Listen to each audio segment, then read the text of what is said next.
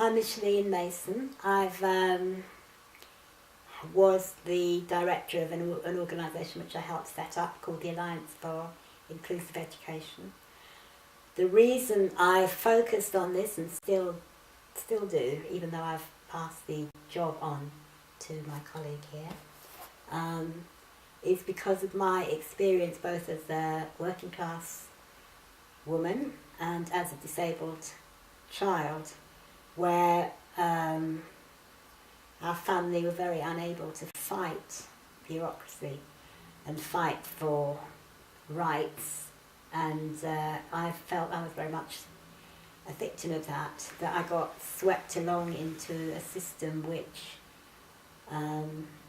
left me very isolated as a child. I didn't go to school at all till I was 14. I was educated. I had 8 hours schooling a week. I was told that it was for my own good, that children were cruel, and if I was to be exposed to them, I'd be injured.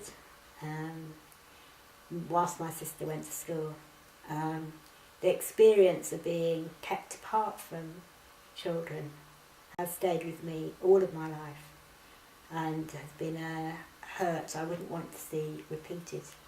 And certainly when I became a parent myself of a disabled child, I was absolutely certain I wasn't going to send her down that route. The further I got down the route of inclusion, the more important I felt it to be.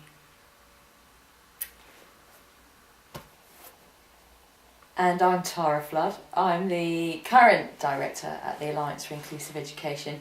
And I think the more Micheline and I talk together, I see that there are some real kind of like common experiences that we share from our childhoods.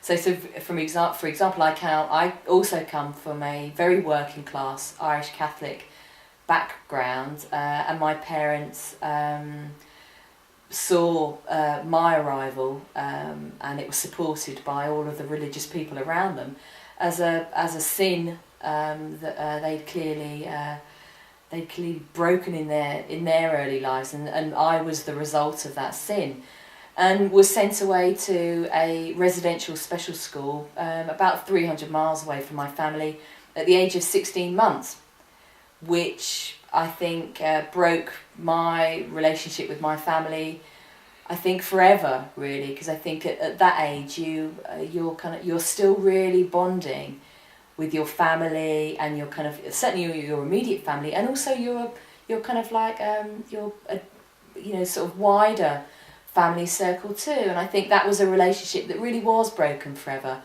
And I think as an adult, I've probably tried to repair that, but I think you have to reach a stage where you think, this is the relationship that I have with my family, and this is as good as it's going to get.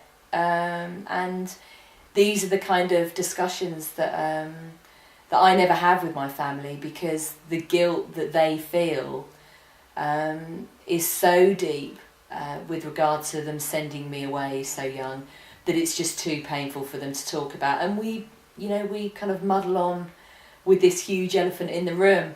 And I think really, so I went to a special school at a very young age and left when I was 16, returning to kind of like mainstream society, speaking, I think, a very different language. I had no idea how to communicate on the very basic level with my non-disabled peers, and found that transition from special school to mainstream college absolutely impossible. And I think it took me maybe six months to 12 months to even begin to start to have any kind of dialogue with non-disabled people. I look back now, kind of years later, and think what a different person I was then, and it's taken me kind of like to the age that I am now to understand the impact that had on my adult life. And I think that's probably why, very similar to Micheline, why I feel so strongly that I really never want another disabled child to have that same experience, because you take so long to recover, if in fact you ever really recover, I think, from that early hurt. And whilst I'm a realist, I recognise that that full inclusion is not going to be a reality tomorrow. But, you know, I wouldn't be in this campaign, I wouldn't be in the Alliance if I didn't think that inclusion wouldn't be a reality for all children in my lifetime.